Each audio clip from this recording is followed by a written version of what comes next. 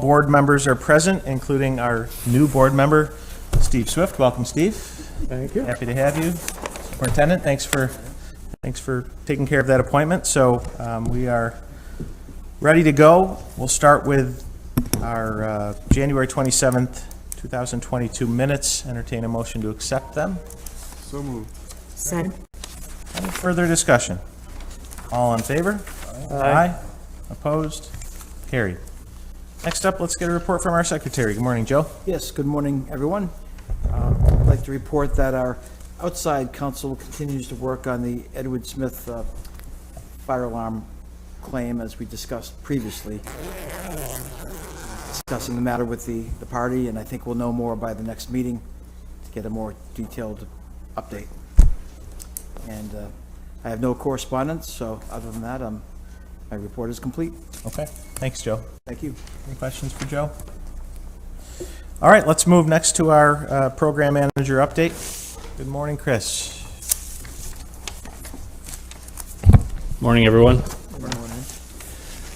So you have the report there in front of you. We'll run through that and highlight a few things in terms of where we're going here. In terms of budget and approvals, we do have a resolution, I believe, in front of you this morning, and that's a change to the comprehensive building budget for Elms and Henniger. It's to reduce the Henniger and to increase the Elms, and that's to restore a contingency over at Elms to cover some additional costs that we have over there.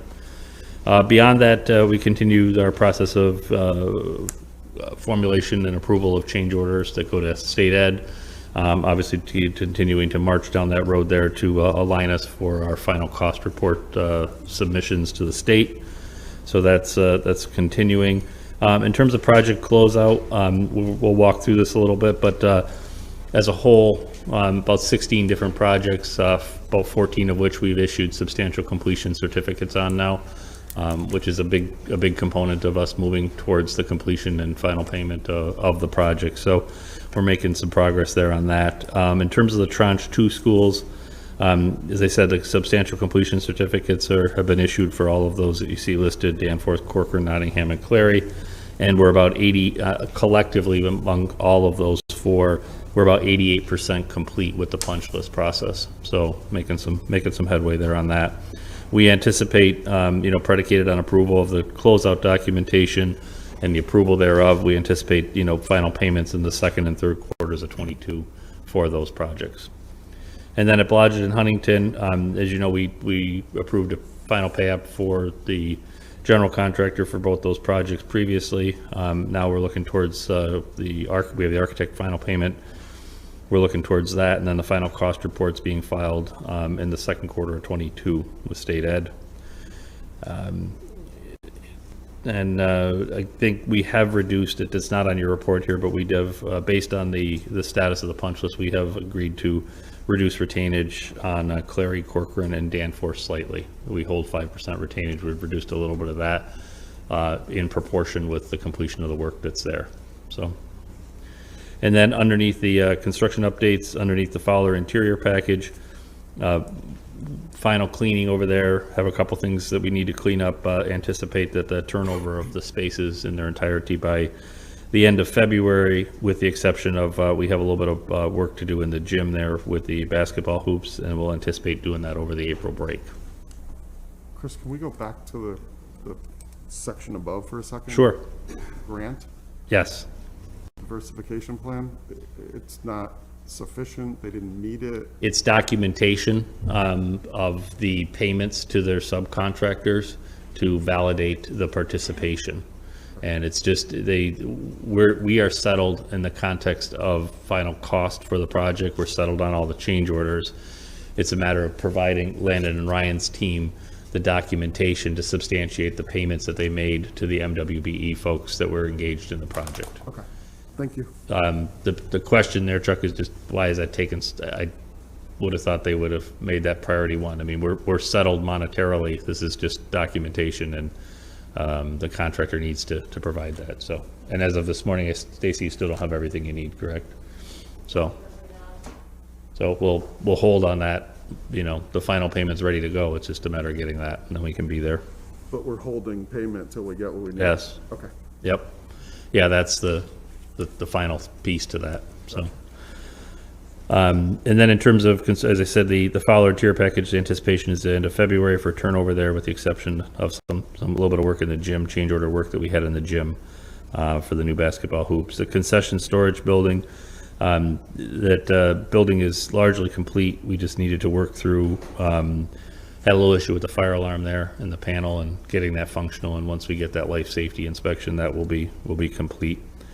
At Corcoran, the punch list work over there is about 88% complete. We do have a little bit of change order work at the loading dock that we anticipate completing over the April break. At Henniger, I know this has been on our radar for a bit on a few different items there, but we're continuing to move forward. We anticipate the turnover of the new main office area here at the end of this month, at the end of February. So that'll be, I'm not positive on the occupancy or planned occupancy of the move-in date yet, but that's something that it will be ready by the end of the month here. And then the library, again, mid-April is the anticipation for the library turnover. And then the lower level cafeteria, the anticipation is the beginning of April here. So to complete by the end of March and turn that over at the beginning of April. Nottingham, again, working through punch list, about 85% there. And then the locker rooms and the team rooms were the last piece of that. And then we were, again, over February break to complete some stuff there. Clary, again, that's been fully occupied for quite some time, just chasing down punch lists. We're about 96% of that is completed, and just getting the closeout documentation in and approved so we can put that in a position for final payment. Elms, we're continuing work there, going to be largely complete here by the end of this week. Punch list will follow in terms of the formulation thereof next week, and then the corrective action that will follow. But we did have a little issue with the fire alarm system and the compatibility of the new system. We were reusing a portion of that system and then putting in a new panel for the system. There was some nuances to that we had to work through from a design side. So that is something we're working on, but I don't have fire alarm completed, and obviously that is a prerequisite to occupancy of the building. So we're working to get that finalized and be done with that. And then at Danforth, we're about 96% complete on the punch list there. We do have some change order work that was extra for the sound absorbing panels that we had for over there in the classroom areas. We had a lot of echo in those rooms, a lot of hard surface now versus all the carpet that they had before. So there was a purchase made there for some additional acoustical treatment to go into the space.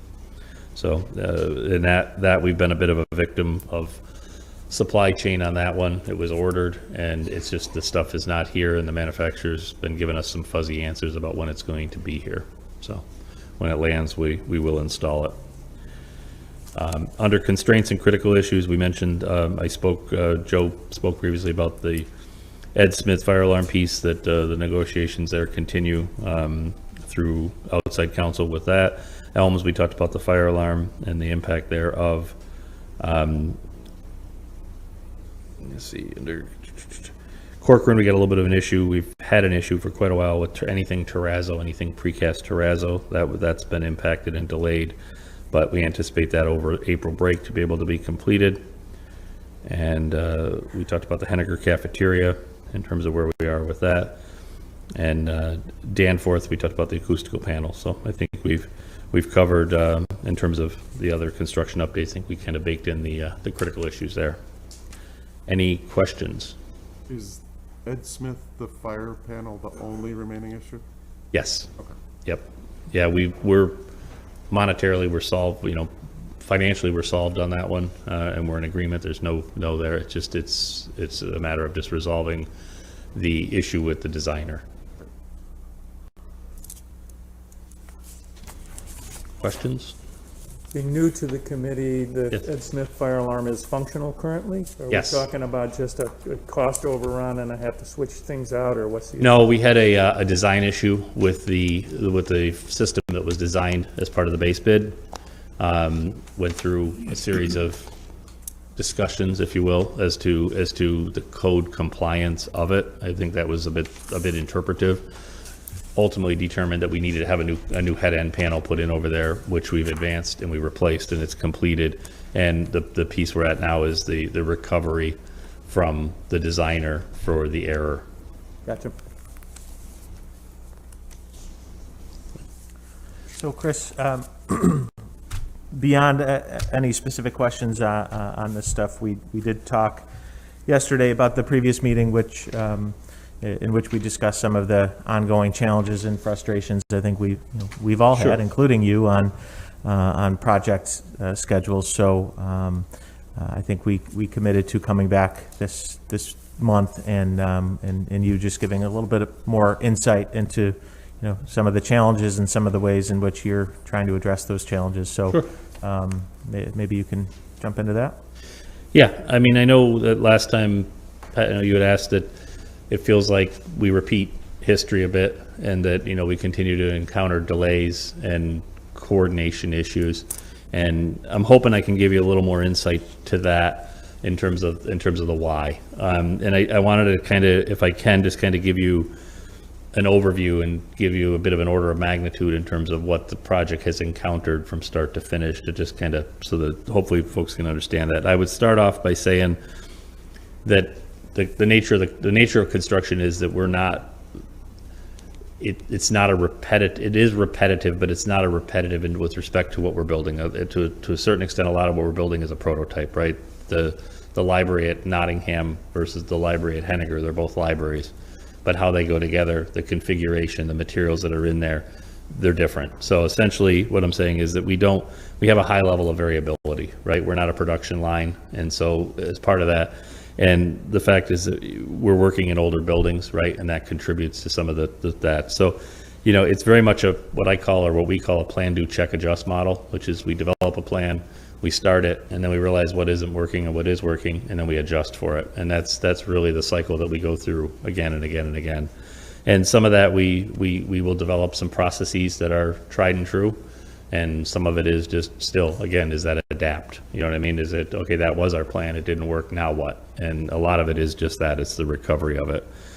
So, and I guess what I would say to that is that obviously, like anything else, that level of coordination and the level of communication, right, really dictate the efficiency in which you're going to be able to do that. I mean, the ability for people to talk to each other and to make sure the message you send is the one that's received, right? That makes all the difference, and that's a big component of it.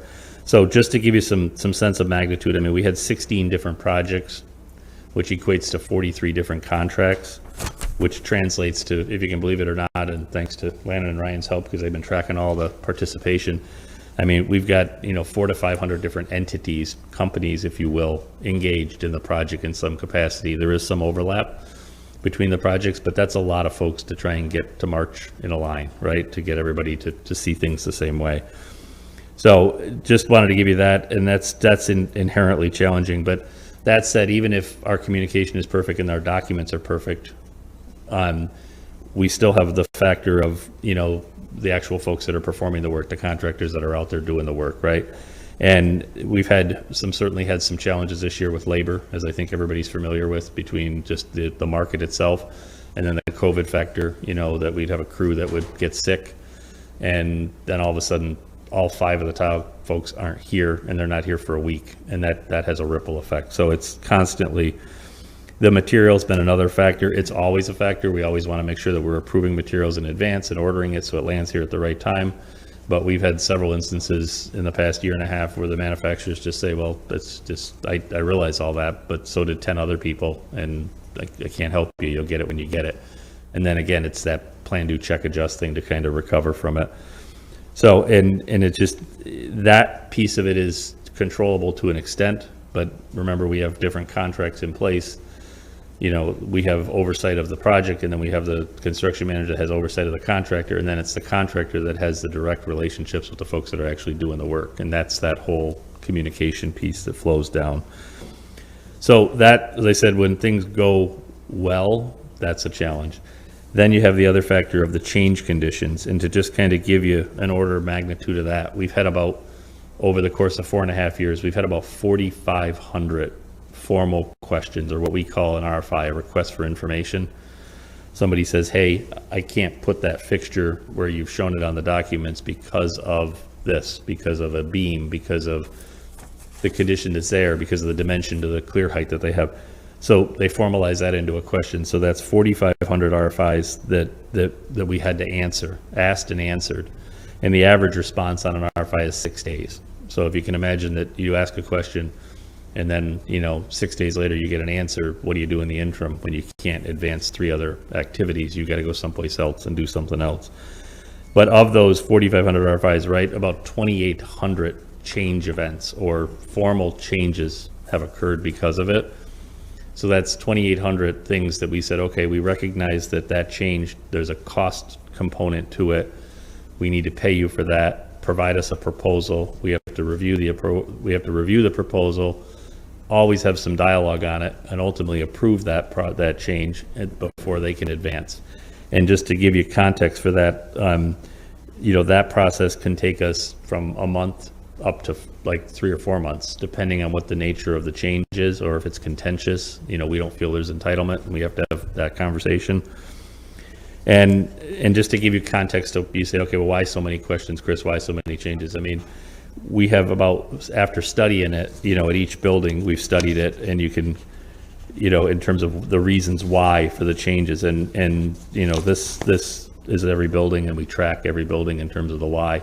About roughly half of all of our changes are due to an existing condition, something that is not built the way we anticipated it to be built. And then we have to adapt, and we have to ask the questions to get a formal. So, and I think largely that comes from, your buildings, Tom, right? 50 to 70 years old on average. 73. Yeah, his average age of a building. So we do run into some interesting things. So you're saying it's Tom's fault, Chris? No. No, that's why Tom wants this, right? I mean, that's why he wants the buildings updated, because he Right. knows that he's got a lot of legacy stuff that's hanging out there that needs to be done. So anyway, that change management process, we talked about it, and don't want to bore you with that, but it's a factor, and and I wanted to give you something to hopefully make that a bit more tangible, like Henniger Library, for instance. Okay, we ordered the lights. We submitted the lights, the contractor submitted the lights were approved by the architect, the lights were ordered, the lights were sent, the lights were received, they're sitting on pallets, waiting for the ceiling to catch up so we can put it. Ceiling starts to catch up, we go to put the lights in, the lights won't fit in the system. Just a nuance as to how the cloud system, the acoustical ceiling that we put in there, they won't fit. So stop everything, back up, what are we gonna do for a light? We can't use those lights, we're gonna need to order new lights, and then we wait to get the new lights. So just to give you an example, that was one where 80% of it went right? We ordered it, we got it, it's physically sitting here, the workers are here, ceiling's going in, and then stop. So and we encounter those all the time. It's not atypical, it's just, how quickly can we then recover from it and get it going again? So we talked a little bit about current state of the market, and obviously that's impacted us, as we go through. So I just wanted to kind of give you an order of magnitude to understand how that, and we're in the weeds on that. That's what you pay us for. It's what we want to be. The other factor that I wanted to talk a little bit about is the time piece, right? When we start these projects off, we say, okay, what's realistic? What's the dollar value? What's the nature of the work? What are we going to do? What's the duration that we feel is going to be adequate to complete the work, right? But we don't build a ton of float in there. We don't say, okay, well, the end date's going to be plus or minus 3 months. Obviously, because you're paying professionals to be engaged in the project, we want an aggressive schedule where everything, everything kind of lives and dies by that June and September date to get back in. I mean, in the school world, that's what it is. So, I mean, we budget for contingency for changes, which, as I said, we budgeted about 8% for changes, which amounts to about $17 million. So we budget for that, but it's hard to budget. Okay, well, I'm going to, like I said, build extra time into a schedule here, and we have to try and do our best to accomplish all those change conditions and bake that in and complete it within the schedule. So it's a challenge, no question. So I hopefully that gives you a little bit of more insight in terms of what we go through, in terms of why some of those things, even when everything has been sounded out, we've had the discussions, we get thrown a curveball, you got to adapt. And anytime we end up changing something, it always equates to time. It just takes time to get through it. Thank you. Questions for Chris? I just want to make a comment. I hear all that, and I understand, but some of the contractors do not see the urgency that these are school buildings, that we have 1,500 kids waiting, or we have other people waiting for that. And at the end, they're going to get paid. Doesn't matter what happened. Whether they do it on time or not, they're going to still get paid. So they don't see the urgency for that. So, and when we have a person that has a contract in this building and in this building, you know, our Yeah. hands are tied. And I won't disagree with that. I mean, we have, you know, you have your all-stars, right? And you have your folks that don't get there. I mean, and I want you to, we do hold them accountable. I mean, we do file the notices to them. We do follow the terms of the contract that says, you know, you signed up to do this, you committed to do this, and we do put that onus on them, you know, to say, hey, look, you know, stand up and meet your commitment. You know, and what's challenging there is that we have a lot of great contractors that do great work, and they do take pride in it, and they're here. And then sometimes they get kind of, if you will, they're a victim because they can't continue their work until the other firm that is holding them up gets out of the way. You know what I mean? And that's an inherent challenge. But I agree with you. We do have folks that get it and want to be there, and I appreciate that. And then we have the other folks that we have to, you know, continue to coax and poke and prod to get them to perform. And we do that. I mean, we do not make it, we hold them as accountable as we can, right? I mean, we push on them, and we, you know, Joe knows we make his phone ring frequently about, you know, procedurally, are we aligned here on our notice, right? Are we aligned on how to push them appropriately? And we know the constraints and we know the challenges, but let me ask you this, because we've gone through phase 1 and phase 2, how do you propose that you're going to make it a lot smoother in phase 3 from the things that you've actually, you know, encountered with these 2 phases? I think I don't have a single to say, hey, we're going to do this and it's going to be all better. I mean, some of this is just inherently the nature of what we do, right? I mean, it's just, it's an evolving process, right? It never, I will tell you, it never goes perfectly. You know what I mean? It's always that adapt and try and overcome. That's understood. Everything is evolving, but I'm kind of like with the superintendent, you know, because we have to still do our jobs. We still have to do what we need to do, and I'm just trying to figure out how this transaction can be a lot smoother for the kids. I would tell you that in my opinion, I think that communication is paramount. It's having those conversations, those real-time conversations, having some of those difficult conversations, and addressing something head-on. Because like anything else, right? If you don't deal with that and say, okay, what are our options? Pick an option and let's go.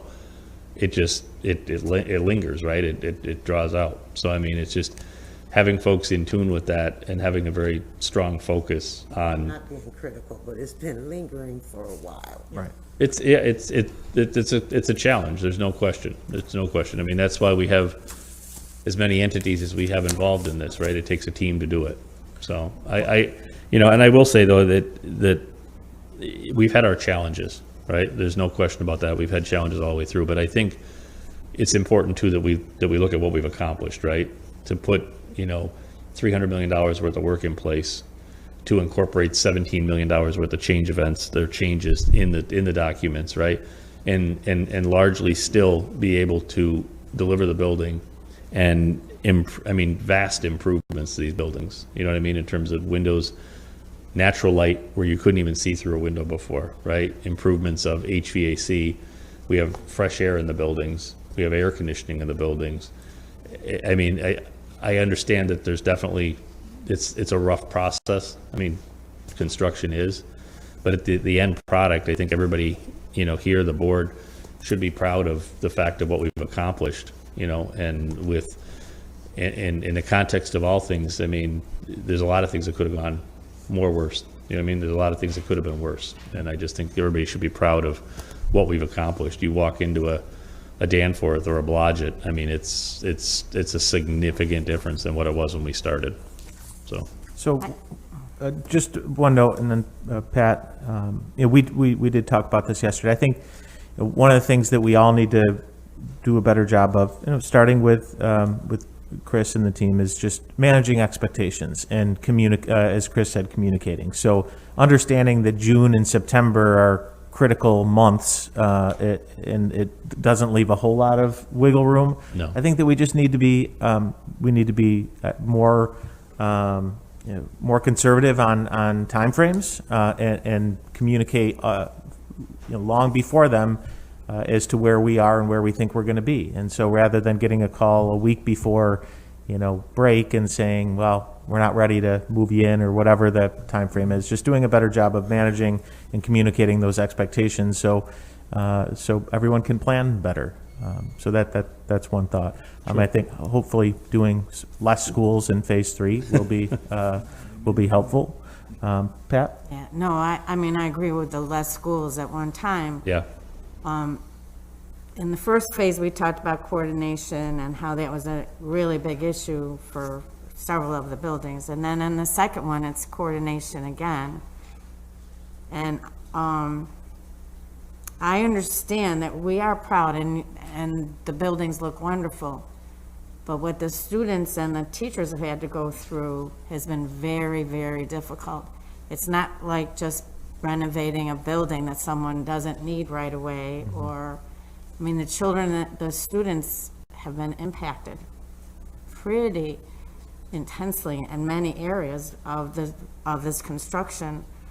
And I think if we've been aware of what the problems were in the first phase, I thought we were going to correct the coordination problems in a way that we wouldn't have the same problem in the second phase. So it's not that I don't think that the buildings do look wonderful, but I think it's not understood how difficult it's been for the students and the staff and the consequences of that. And it's also cost the school district more because we've had to pay for custodians and everything to pick up the pace so that kids could go in the classrooms. I just think, talking about coordination, I know it's difficult, but there should be a plan in place so that the coordination doesn't become so difficult. Yeah. And I just have one question. Why would it take 6 days for someone to get an answer? It's a series of folks that it goes through, right? So they ask the question, we review the question, it gets sent to the architect then takes it to its appropriate consultant, the consultant looks at it and has to come back. I mean, all these folks are working multiple jobs, right? And contractually, they have 5 days to respond. That's the contractual requirement, is that they're just respond within 5 days, our architects. So the 6-day average, over 4,500 of them, is not terrible. I mean, they've really been pretty much there. And it's just, Pat, they ask a question on a Thursday afternoon at 4 o'clock, right? That counts as a day. And, then the individual that's not there on Friday doesn't get to looking at it until Monday, doesn't answer it until Tuesday. I mean, it's just, we do our best we push that, right? I mean, when something's hot, we elevate it and we say, this is stopping stuff. We need to get it. We need to get an answer on it. But I think, to go back, your point was good, and Alan, to your question about the ability to, what are we going to do different? I do think reducing the numbers simultaneously. I mean, this was an aggressive program to take on, 13 different buildings, with the amount of dollars that we're talking about. I think that in the next phase, I know Tom's committed to try and work that so that we swing an entire building out. And we eliminate a lot of that phasing that we have to do, and that dance of moving people around. It certainly does make it less impactful for folks in the building, as opposed to, a Nottingham where we've just moved people from here to here to here to here to here to here. It's tough. There's no question about it. But I do think that is one change that we want to try and employ in the next round, right? You have to remember, in JSCB Phase 2, we were held to the MCA plus 10% in all the buildings. And that forced us to go into a whole bunch of buildings. We couldn't get double MCAs to do the larger projects. Now with our Phase 3 legislation, we got double MCAs.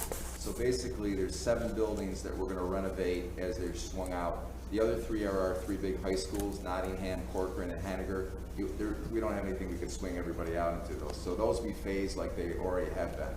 So, hopefully in Phase 3, we'll be doing 3 maybe 4 projects at the same time, but when I say doing 3 or 4 projects at the same time, we should only have 3 under construction at one time, like one will be in design phase, ready to go to bid. You know, we haven't figured any of that out yet, we gotta do all that. That's the goal, so we've heard you loud and clear on the disruptions and stuff. But And Mr. again, Alsay is right, 100%, the time of the essence, we've gotta, people don't have that. They don't have that like we need it. I hear all that. I'm happy with the way the buildings are turning, you know, because our kids deserve the best.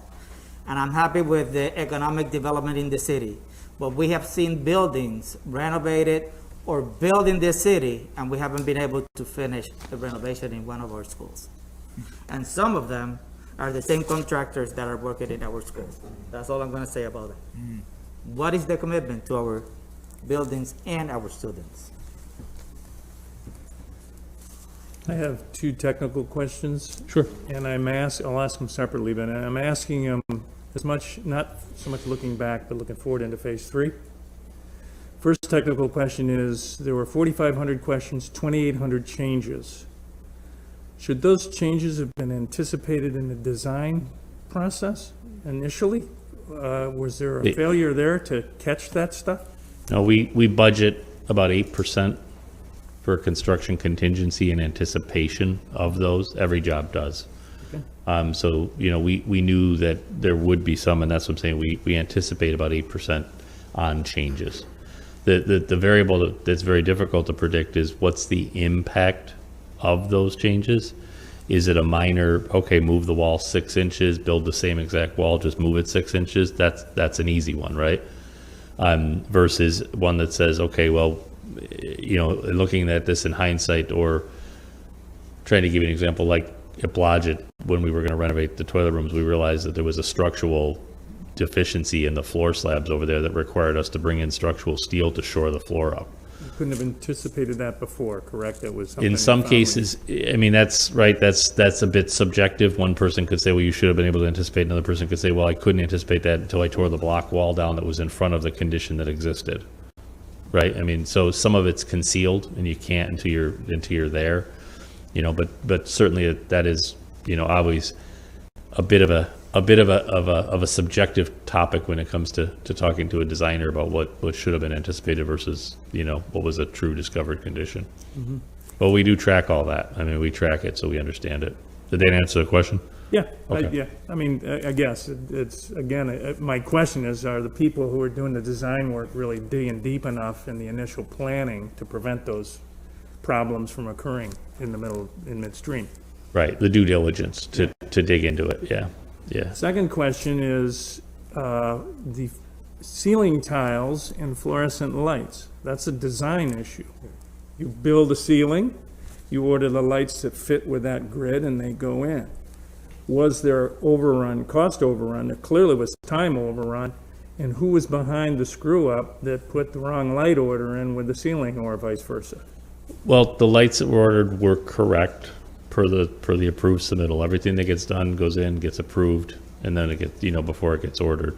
I think in this case, it was probably a design issue that hadn't been studied closely enough to the ceiling system is its own it's its own entity. The lights are their own entity, right? But somebody needs to look at them to make sure that they go there. So on that one, there is probably a design component that didn't get fully coordinated. So, and like I said, we track those by reason. Yeah. And what I always tell folks is to look at it in totality, right? It's not a perfect science. You have to look at it in totality. So how many of those things were design issues that, you know, theoretically were preventable?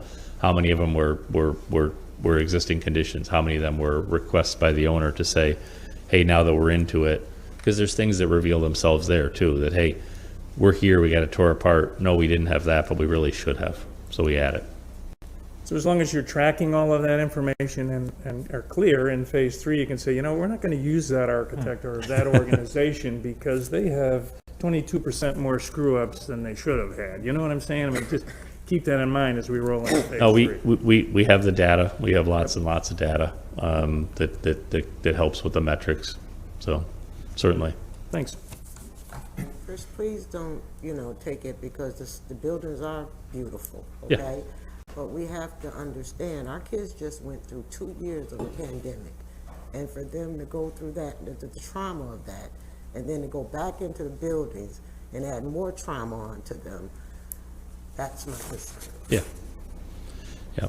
No, construction's not a fun process. I mean, it's just, whether you're renovating your own home or whether you're renovating a building, it's still the same pains, right, to go through a renovation I process. don't pay $300 million to renovate my home. I didn't catch you. Or a 400 or 500 contractors. I would just like to make a comment that, Tom, what's the average age of the buildings in our district? They're actually 73 years, but the only reason I know that, I don't want to act like I'm, the only reason I know that, I have to Very provide that. good-looking, healthy 73-year-old people. We have to provide that every year to the Big Five. They ask us in the other urban districts, and I just did the chart like a month ago, so that's the reason I know that. But yeah, now, if you go a building like Webster, part of that building was built like in 1925, and then it had an addition maybe 1935, so it depends. But yeah, we have old buildings. But you know what? The old buildings, they're like this building. They're solid. When you get them done right, they're better than a new building, in my opinion, so. Well, I mean, that was going to be my question too. I mean, I think that it's really kind of how we're evaluating those buildings, right, and the longevity. Because I think if we're waiting 50 years on average to take a look at a building, we're already too late. Yeah. And so I think that perhaps maybe there needs to be, and I don't know, I'm not a builder, but I do know that perhaps maybe it is part of the, the school board and the school district to take a look at the average age of those buildings, so we don't have to get to a point where we're having buildings that we're looking at. I think, Helen said a while ago, looking at building, trying to put something into a building that's 70 years old versus building something new. Right. So, we don't have necessarily the space to build new, but we certainly can evaluate the average age of those buildings so that we're looking at fixing them up sooner rather than later. Yeah. Anything else for Chris? Just follow up on the coordination issue. On phase one, as you know, we had multi-primes. You didn't have the benefit of being here. Phase two, we had the single prime process. Looking forward to phase three, do you have any thoughts on what works better in coordination? Yeah, we do both, right? I'd want to study that a little bit, Joe, to give you a better answer on it. I don't know that I could see any huge one way or the other. I think there's other factors that probably come into play more so. I have in terms of participation, at the onset we struggled to get participation actually throughout the course of it.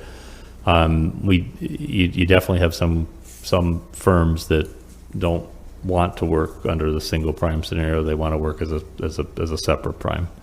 So I think there's probably a couple levels to that question in terms of what works better. From a coordination perspective, the singular prime definitely requires them to lead that charge, right, and to force those conversations. So you have another entity that's trying to have those conversations. We're having it. The construction manager is having those conversations as well as the GC because they have to do that. Versus where you have multi-part prime, they're not going to look to the GC for everything. They're going to look back to the CM and say, okay, you got to coordinate all this. So it's a bit harder it requires a bit more intensity in the documents to separate that scopes of work versus when you and there's opportunity for margin there of hey, we didn't coordinate this exact thing between the HVAC guy and the plumber. There is some opportunity there for cracks, you know what I mean, versus when you buy it from one person. We bought all the work on those drawings, period. So there's pluses and minuses to both. I know I didn't answer the question completely, but there's pluses and minuses to both. So It's a discussion that we need to have because, for phase one, everything was blamed on the G work, Everything was that company. Now we did things a little different and we're still having some issues, but it's a conversation that we need to have. Right. I just don't want to say the name of. Understood. accountability. Okay? Thank you. All right, thank you, Chris. Thank you, appreciate it.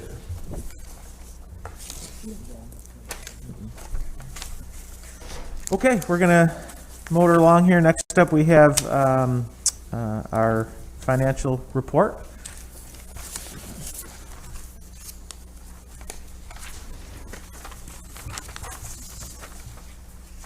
Good morning, Donna. Good morning. This month, we have the,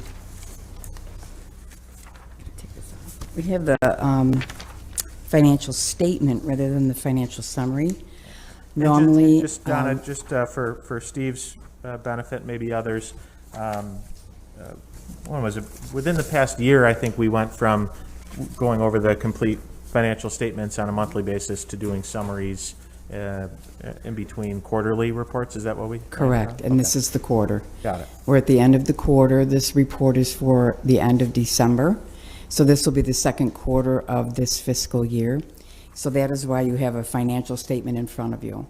Thank you. However, I do attach the summary to the back of it, if anybody likes to look at that one as well. Great. It's a summary, but I will go through the entire statement for the second quarter. So I am going to start down on page 5, if everybody wants to follow along with me. You're following, so we've got 2 pages per side of the sheet. The one that's numbered 5? Yes, number 5, and that would be the statement of net position. Got it. Yep, okay, so at the end of December, the JSCB fund had a total of $25.5 million, and that was in both Phase 1 and Phase 2 cash. We also, so compared to the November statement, the cash did decrease by $1.9 million, and that was due to vendor payments that were approved in December and paid in December. The total capital net assets is $375,238,000. And just for Steve's benefit, I break that down for you. Well, the capital assets is composed of closed Phase 1 projects, closed Phase 2 projects, along with construction in progress of $237 million. And then we also factor in accumulated depreciation on closed projects. So that's how we arrive at that $375 million figure. And that does remain static throughout the year. We do update that number as of June 30th when we go through audit. So you will see that change then. Okay. So that gives us a total of $400,769,000 in assets. And then our total liabilities is $340,452,000. And that includes the current bonds payable for the current year, as well as bonds payable in future years. So that gives us a total, we end up with $60.3 million in fund balance at the end of December. So before we move on to the next page, do you have a question, Steve? Or anybody? No? Okay. So we're going to go on to page 6. And page 6 is our statement of sources and expenditures. This shows the sources and the expenditures for current year activity only. Okay, it does not give prior years. So we're looking at all the activity from July 1 to December 31st. So we did have, and this was reported in prior months, we did have a pass-through on Phase 1 of $1.5 million from the district, and that money is for debt service. We also had a federal subsidy payment that we received of $361,000. And a small amount of earnings on investments of $35. Our expenditures for Phase 1 was a total of $1.5 million, and that was the interest payment that we paid in November. And we also transferred out $361,000 to the district. That $361,000 does come from the federal government, and it helps to offset our debt service payments. So on the bottom, of course, you'll see our excess of sources over expenditures is only $35, and that would be the interest that we earned. Because whatever came in, we spent, okay, for Phase 1.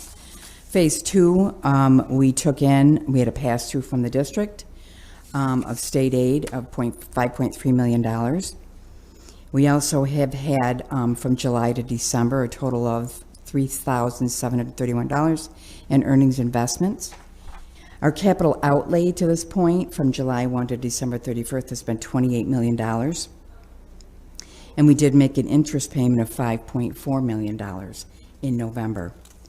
So that gives us a total excess of expenditures over sources of $28 million. It doesn't mean we're $28 million in the hole. What that means is JSCB does not bring in dollars throughout the year to offset those expenditures. JSCB, their money comes from bonds, and we did bondings in prior years, so those bonds are our sources, and that's what we're spending, that's where the capital outlay comes from. So we don't, that's not reflected on this report. It is reflected on other reports. Anybody have questions on that? Okay, so we're going to go to the next page, and that would be page 7, and that's our cash flow statement. Now, the cash flow does show everything that took place from July to December, and those are actual expenditures. Everything from the January on is all projected. So we do anticipate having about $15 million left by the end of the fiscal year. Now, of that $15 million, I do want to say that a portion of that is projected is $6.5 million is going to be for our May debt service payment. So in actuality for project, we are actually going to have 15.7 minus that 6.5. That's what we'll have left to pay for project expenses. Okay? Oops, sorry. Next month, let's go for a full sheet on that one. I've got 20/20 vision, and I'm struggling here. I'm So sorry, a I didn't, full- so I a didn't full- print these out, so I'm not sure what you're talking about. Oh, okay. Noted. You got, Spreadsheet's a little hard to read. It's pretty small. yes, well, we're trying to fit a lot of information on that one page. Yep. Oh my goodness, see, I didn't print those. Okay, I'm sorry. I have no idea what you're talking about, but now that you're showing me, now I get it. Okay. Thank No, my page does show everything on one page, Got and it. you can read it. Lucky you. Sorry about that. Thanks, Donna. Sorry about that. We'll make Try to sure use that a you different get, Format. Can I ask a question about Sure. this page? When you do the projected on the incidentals, it's always at 200 for every month. Mm-hmm. And all the time I've done this, we've always spent more than 200. So how come we keep just projecting? basically, it's just a percentage of what the construction's gonna be, okay, what we think the construction is gonna be. See, we're getting to the end here, okay? So because we're getting to the end, a lot of our construction dollars, and you'll notice on this month's payments, this month's payments are a lot higher than they were last month, okay? And why is that? Well, we're releasing retainage this month, okay? So we're not doing that for the architects, we're doing it for construction. So that's why you're gonna see some sort of a variation throughout, okay? And a lot of it has to do with basically what the amount owed to the architects is on their contracts, okay? So we are holding millions of dollars in retainage on some of these contractors. So you're going to see this fluctuate. Like last month, we I anticipated. understand that. I guess I didn't mean to cut you off, but my concern is you just reiterated my point that you know the number is gonna be higher, so I don't understand why we always just plug 200 in. By your own admission, you know we're coming to the end of the projects and the numbers are gonna be higher. Well, on the construction piece of it, we know that that's going to fluctuate, okay? Depending on when construction is complete and when we release retainage and when we close out that project. That I don't know. I will never know. We don't know from month to month. I don't know from month to month because I'm not privy to those conversations with, as far as, the program manager is concerned. They know when they're closer to being done with construction. I don't. Until I see payment applications. When I see the payment applications, then I know, oh, we're going to release some retainage this month. And then discussions happen, okay? And normally, we're releasing $1 million in retainage this month, okay? So normally, our payments would only be about 1.8, but this month, they're 2.8. So I don't always know that. And so to your point, I understand what you're saying. I don't always know that. I don't always know until that month, okay? So, yeah, it's projection, it's just projection, it's projection a lot of times. Okay. Okay? I hope that answers the question. Thank you. So then I'm going to go on to, let's see, we left off with the cash flow. Oh, I'm going to go on to my supervisor's favorite report, and that would be on page 8. And this is our sources and expenditures from inception to date, okay? This is everything that has happened all the way up to December 31st. So on Phase 1 projects, you can see that with all those are closed out. Our total sources is 141.6 million, and our total expenditures is 141.6. On Phase 2, our total sources is 292 million, and our total that we paid out to this point is 266.7 million. So I know you may look at that and say, okay, I thought we were at 300 million. Well, this report does not reflect debt service. So the debt service and the capitalized interest is not included in our sources on this project, okay? We did the same thing in Phase 1. We don't include the capitalized interest.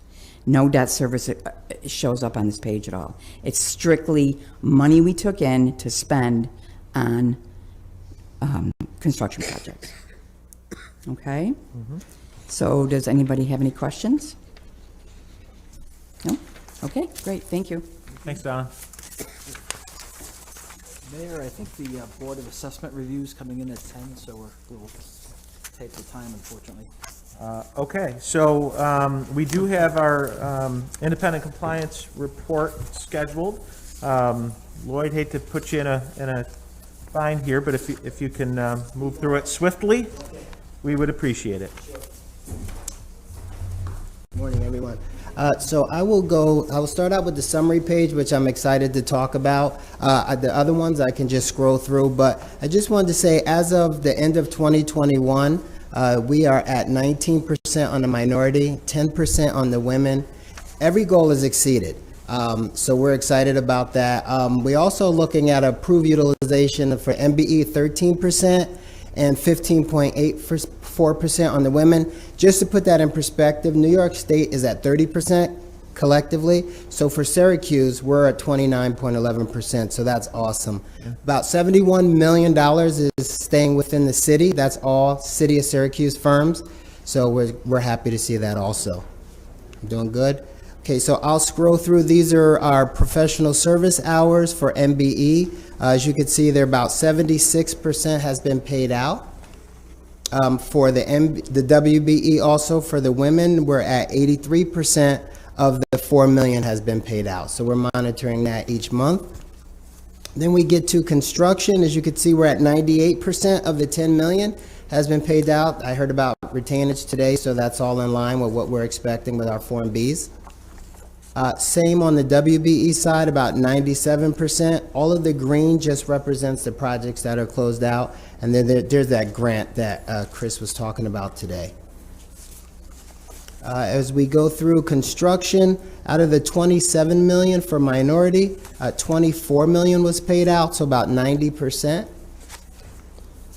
For the WBE on construction, 38 million was approved, 36 million has been paid out, so 93%. So we're moving along very nicely. As far as the hours, these are just the summaries of each tranche, so I'll go to the last one. You could see out of the 1,500,000 hours, 294,000 was minority, 151,000 were women, 320,000 of that were residents, and 119,000 of that were students. So this is how we get our totality of the percentages that were on the first page. We're at 10.6 on the women. That's where we're kind of watching, because what happens in construction, you know, when we're looking at the final pay apps, the women tend to fall off, unfortunately, in construction. The professional services really helped us early on in the project. So we're monitoring that because we want to stay at that 10%. 10.06 is kind of there, but we want to be over. We like the cushion. Yeah. Was that too fast? That was awesome. Thank you. And awesome in presentation and in substance. Okay, So, thank you. thank you, Lloyd. Any questions for Lloyd? I'd just like to make a comment. I think $71 million, you said, that stays in the city. Yes, sir. So I think we talk about some of the, and I know we gotta go because Joe just gave me the silence, but It's okay. Larry, I'm the mayor. So. I'm used to that. My wife does it all the time. Counselor here, is here, so we have control. But I just wanted to make some comment out of all of the, we talked a lot about, families and the school district and children being dislocated and, but on the silver lining is those same families of those children now have family members that have been able to work, be employed, and at least make the contribution of all of the factors that we see. Sure. So it's not, that or that, but it certainly does, from years ago when talking about this now. Sure. That certainly is a factor that at least we can say is a win. I agree, and I think it's a really good combination of the support that we have with Turner. All of the contractors really made this happen early on, being involved in the project early, even from de-scoping meetings upward, that really helps us to set this up early instead of after the contracts are awarded, because then it's an afterthought. Great, thank you, Lloyd. Again, in all honesty, two things. One, this is actually the council president's house, so as long as we're with her, we're good. And I do, understanding folks are waiting.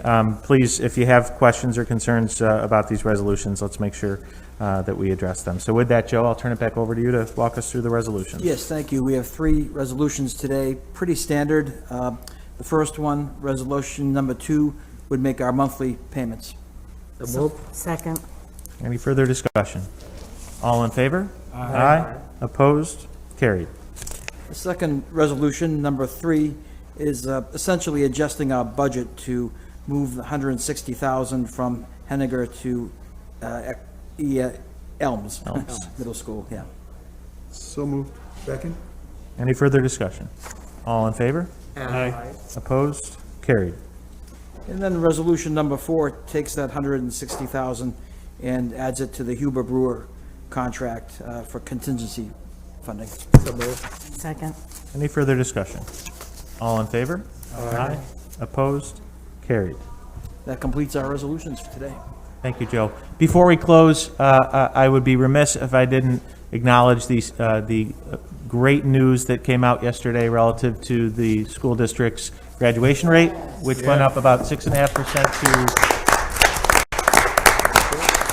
77.2%. So, Jaime, to you and your team, the school board, parents, staff, but most importantly, our kids, congratulations and keep up the great work. Thank you. With that, entertain a motion to adjourn. So moved. Second. All in favor? Aye. Opposed? Carried. 10 a.m. Nice work, team.